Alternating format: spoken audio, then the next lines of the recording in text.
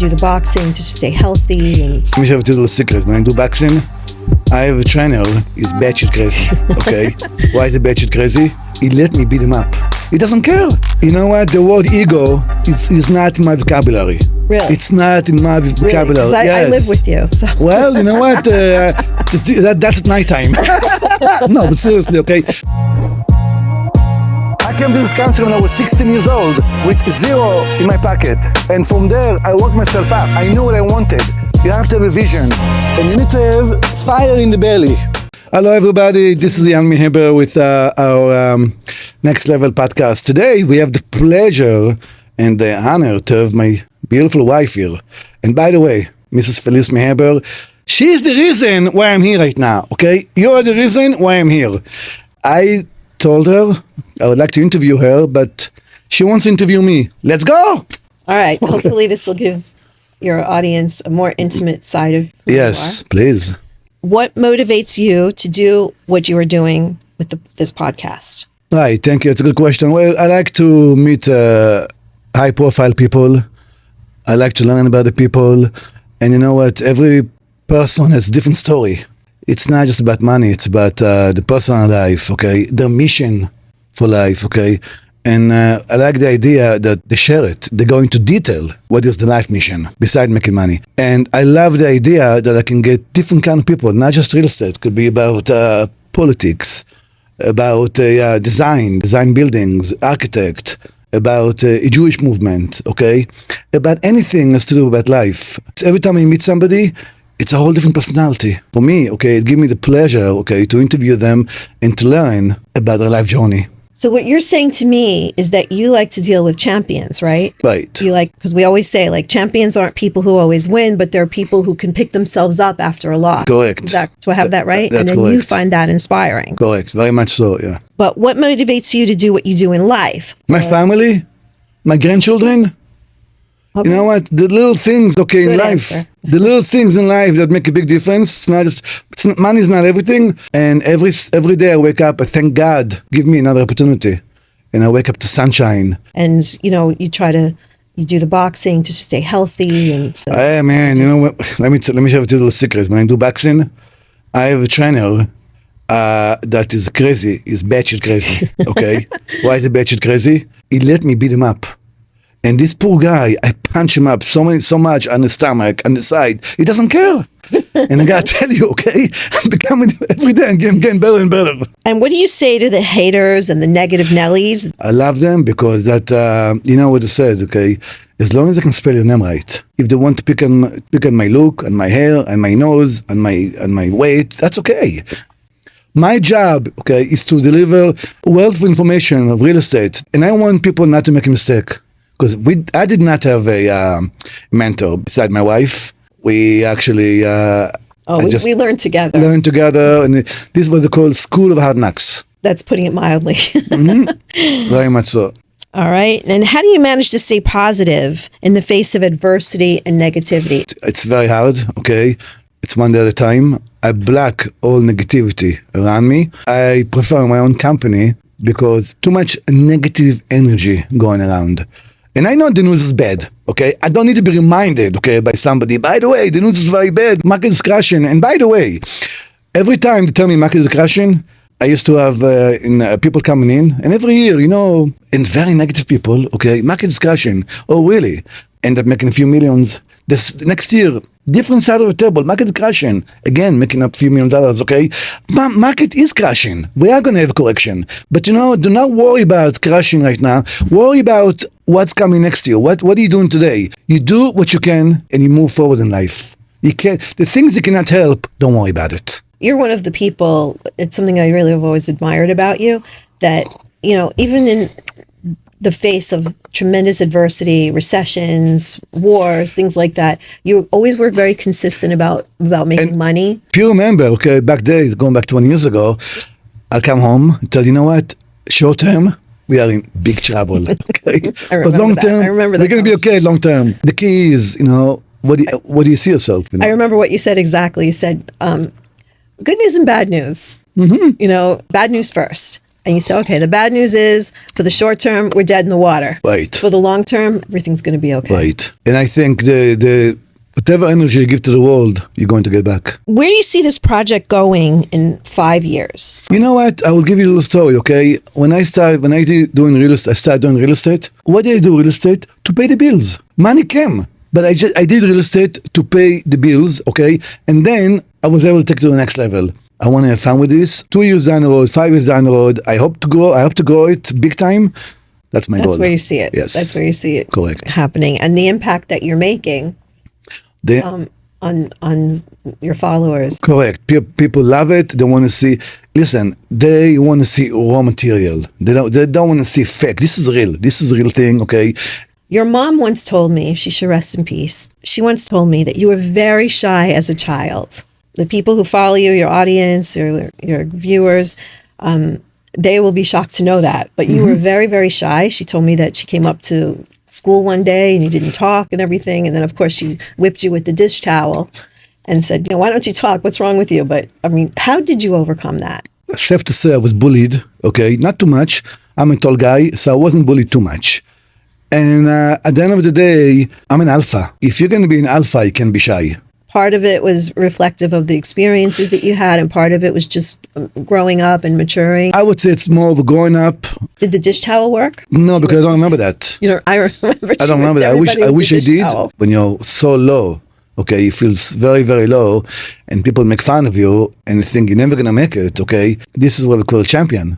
So over the years, I grew to become less and less shy. And by the way, for that matter, I was doing cold call, right? If you remember correctly. You remember the cold call, right? You used to go every night. I remember it right. well. You can't be shy doing that. Can you be shy doing cold call? No, you would keep them on the phone just talking about the weather sometimes. And how many times they slammed the door on me? How many times they cursed me out, okay? Sometimes someone spit on me, okay? Literally, the spit. But you know what? I remember that, yeah. Yeah. I remember that. Can you still get the listing? Yeah. Hey, I went for the kill. I know sometime when you were in New York, somebody threw hot coffee on you. Oh, someone threw hot coffee on me. Okay. They were laughing about it now. That was not pleasant. Right. Yeah. But yeah. So all right. So you overcame your shyness. Yeah, clearly, I had to. If I'm going to listen, if I have to do a cold call, okay, can I be shy? No, but when you're on the phone, it's very different from being with someone in person. Well, guess what? I used to knock on doors every single day, okay? Oh, I remember that too. During the day, okay? So I cannot be shy knocking on doors, right? No. So I think it's you go up, you go out of it. How do you handle it when people disapprove of you? I just go to the next one. You know what? Rejection? Disapproving. Like if you disappoint somebody or something like that and they disapprove of your behavior, how do you handle it? Look, I look back at my behavior, okay? And you know what? Can I look at the mirror and like what I see? My wife always said that, right over here. So you self-reflect. I self-reflect. And if if I'm wrong, I'm the first one to admit, okay, it's on me. Okay, I never run away from my responsibility and from my mistakes. If I make a mistake, you know what? I don't like it, but I have to rise up to the occasion and say, it's on me. I mean, if you don't address it and you don't own it, how can you grow from it? I own it. I own my mistakes. I think that's really, really important. Right. And I don't see a lot of that. I tell my viewers, okay, you're going to partner up with an individual, okay? Make sure they don't have anger management issue, number one. And number two, make sure they're able to self-reflect. If they're not able to self-reflect, run, okay? Run away from them. Run for your life. Run for your life. How do you handle it when you disappoint yourself? I hold myself to a high standard, and I have to think about what did I do, and how do I get better from that. As long as I know, you know what, I'm taking notes. Okay, I'll write it down, and I'm going to learn from my experience. What do you love most about your life? What is the thing that you love most? My family. Material goods, and you have family. My family, enjoy my grandchildren, and able to have some freedom, go on vacation. But the thing I also like that I'm able to give my investors, okay, to meet the goals. We set goals every year, okay, and we're able to meet the goals. That makes me happy. What would you change about your life if you could? If you could make any changes at all? Before I partner up with somebody, I'm going to do a full due diligence, full background check on them to make sure I don't get into a trap. And unfortunately, I'm easygoing, I'm very friendly, and people think they can take advantage of it. You gotta be very careful who I team up with. Yeah, there are people that take your kindness as weakness. Right. Agreed. And then when you wake up and when you know that I know this about you, that will build a wall, and it's Right. like you won't let people back in. When I'm done with someone, I'm done. That's it. It's I like block the they're number. literally They're dead for like me. erased from Right. your life. Like, But if someone is good for me, I'm good for them 1,000 times more. that's true. Yeah. That's true. Is there any one person that you would credit as being a huge influence or inspiration in your life? Believe it or not, my brother, over the years when I used to work with him in Manhattan, New York City, we're going back some 30 years ago. More. Yeah, I mean, Maybe 30 when I met you, 35 years ago, Right. okay? And that guy, okay, for 2 years, maybe 3 years in a row, okay? I want to be rich, I want to be rich, I want to be rich every single day. And I'm thinking, I'm okay, I'm paying the bills, okay? It sank inside me, you know what? Maybe there is something there. And I was here when I came here very young, I didn't have anybody. He helped me a great deal. So I'm he's got grateful 10 to that. years on you, right? Right, he got 10 years on me, and But he stepped up. he did step up to the plate. Now, of course, he blamed my father, may he rest in peace, okay? He didn't have a choice, so he was like a father to me. But yeah, I mean, he did step up and Yeah, indeed he did, yeah. took on responsibility because you were very young. I was very young and very immature. Listen, what the heck do you know at 16 years old? Nothing. You're stupid, okay? It's not, yeah. it's not nobody's fault, okay? But unless you're a prodigy kid or whatever, but you're Prodigy, not, yeah. right? You don't know anything, you're in a strange country, okay? Don't speak the language, okay? And my brother stepped up to the plate. Yeah, I know you'll always be grateful Right. about that. Always. I'm going to reveal something. Part of what attracted me to you when we met when you were 22, was the fact that you were like a capable guy. I remember walking with you in Paramus Mall, and I thought, God, he walks around like he owns the place. You were 22. You had a home. Right. You had a car, a mortgage. I mean, compared to the other young men that I was meeting at the time, college and stuff like that. I mean, you were so far removed from that life. And that to me was like, okay, this guy he's an adult. He has adult responsibilities and he owns them. So that I found that attractive. Right. I thought, rather than the guy who's like, yeah, I'm saving up for a car, or like, yeah, I want to maybe Right. one day I'll get my own apartment, but and right now I'm living in my mom's basement. No, you actually owned a house, and you owned, Right. Right. It was, you really didn't have anybody helping you financially. Right. It was you just on your own, just making your way in the world. So But you question me, what make me at that time go with such confidence? yes, what do you think it was? What? So number one, okay, you should know, I think you know it by now, okay, I'm 20 years old before I dated you. I dated girls in mid-30s. Mid-30, okay? I was the one who broke off the relationship, okay? That should tell you everything you have to know. I'm barely 21, 22 years old, dating girls 10 years older than me, okay? That tells you everything you have to know about maturity. Came to this country at 16, I didn't have a choice. I had to go up fast. I guess that really was That's it. the School of Hard Knocks. It goes back Exactly. to that. I had to go up fast. There was no choice. What made you change your life? For 2 years, you've been nagging me, okay? You want Florida, you too cold, you don't like it, you You want didn't like Florida. the cold feet at night? Cold feet at night? No, I don't mind it, but I don't like the nagging. The nagging, as we all know, Jewish people, women, they nag. But they make the best wives, okay? Oh, thank you. Yeah. I appreciate that. But yeah, I did nag. I was pretty motivated. I was sick a lot, and my feet, Right. I always have this condition with the cold hands and feet. Cold hand feet, right? That didn't do it for you, huh? No, I didn't. No, it's okay. Yeah. You always say, this is a common thing that you say, one of your mantras, that you learn something new every day. So now at the age of being in your mid to late 50s, what do you want to learn? I like to learn what's in my view ahead. What are they thinking? And I want to say I can reach out to them. So what do you think is your greatest strength? One of my greatest strengths is to zero into a property, okay? And I I can basically do my numbers within under 1 minute and let you know whether, not even 1 minute, I would say 20 seconds, okay? Let you know whether the numbers works or not, okay? For me to move forward. But it took me many years to learn that because I always like to be the stupidest man in the room. That's true. You always say that. You want to be the stupidest man in the room. Right.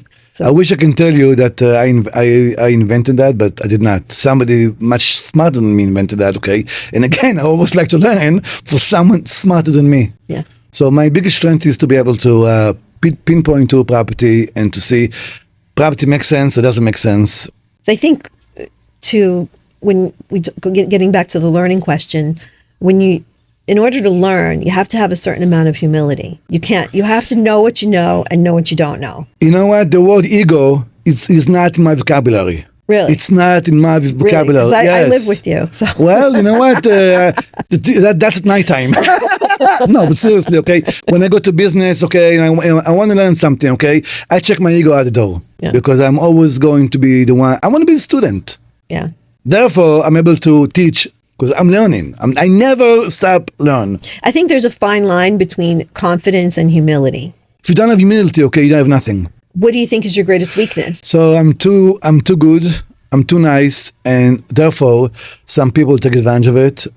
Also, previous ex-partners took advantage of it because here is somebody we can make a run on because the guy is so good and so naive. Okay, I have to work on that. An easy target. I have to. Yes, I'm an easy target, which I don't like. I mean, I've often noticed this, that there are some type of people in the world where they take kindness as weakness, and the two aren't necessarily one and the same. The thing is, I have a good nature by heart. I can't help it, but every day I am becoming more and more guarded. Unfortunately, that's the world. That's the world we live in right now. Yeah. Unfortunately. And if you could go back in time, and I know that somebody else asked you this pretty recently, but I thought of this on my own. But speak to your younger self, that same 22-year-old young man that I met, or even somebody, even younger than that. What would you tell yourself? What would you tell young Eyal Mehaber? Right, I would like to spend more time with my family. Okay, and do you have regrets? I have regrets in that. Yes. Okay. But that ship is sailed, so hopefully I can spend time with my grandchildren. Yeah. Yes, Probably. to make it up. And also, if I had to go back in time, I would be very careful, extremely careful who I choose to be my partner. And, as we wind this down, and it's my final question to you, what one piece of valuable advice would you give your viewers? And if you guys know what you want in life, okay, go for it. Don't let the negative energy out there, okay, to influence you, okay. Do not be friends with people who are negative. I prefer you be alone because the negative will only bring you down, and a lot of people will not believe in you either. If you believe in something and you have a passion for something, you have to go for it. But never forget, you have 9-to-5 job. You better do it after 5. Once you see it's picking up steam, little by little, get rid of your 9-to-5 job. But never give up 9-to-5 jobs, and always work on yourself to get better. well, thank you for having me on. This was a lot of fun. Thanks for coming. Thank you. Thank you so much for tuning in. If you enjoyed the content, go ahead and subscribe, like the video, and share it with someone who will appreciate it. See you again in the next one.